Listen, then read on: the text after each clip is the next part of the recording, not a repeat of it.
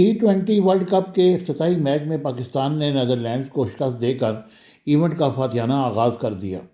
کولمبو کے سینہا لیس sports complex میں پاکستان نے 148 رنز کا ہدف 19.3 اوورز میں 7 وکٹوں کے نقصان پر حاصل کر لیا اور 114 رنز پر 7 وکٹ گرنے کے بعد مشکل صورتحال میں فہیم اشرف نے 11 گیندوں پر 29 رنز کی جارحانہ اننگ کھیل کر ٹیم کو شکست سے بچا لیا اور شاہین افریدی 5 رنز بنا کر ناٹ آؤٹ رہے۔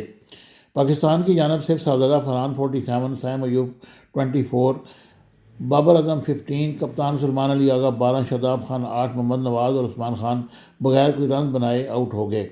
اس سے قبل پاکستان نے ٹاس جیت کر نیدرلینڈ کو پہلے بیٹنگ کرنے کی دعوت دی تھی اور نیدرلینڈ کی ٹیم 147 رنز بنا کر آؤٹ ہو گئی۔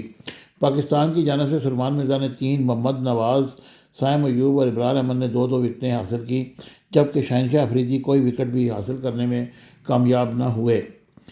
Chairman P C B Netherland کے خلاف پاکستان کی جیت کو آل راؤنڈر فہیم اشرف کے 14 بچوں کے نام کر دیا۔ محسن نقوی نے ایکس پر اپنی پوسٹ میں لکھا کہ فہیم اشرف کے 14 بچے کی تصویر اپلوڈ کرتے ہوئے لکھا کہ نیدرلینڈ کی ٹیم آج بہت اچھا کھیلی اور آج کا میچ خوبصورت 14 بچوں کے نام کرتے ہیں۔ اس طرح انہوں نے ایک خوبصورت روایت قائم کی اور فہیم اشرف کو داد دی۔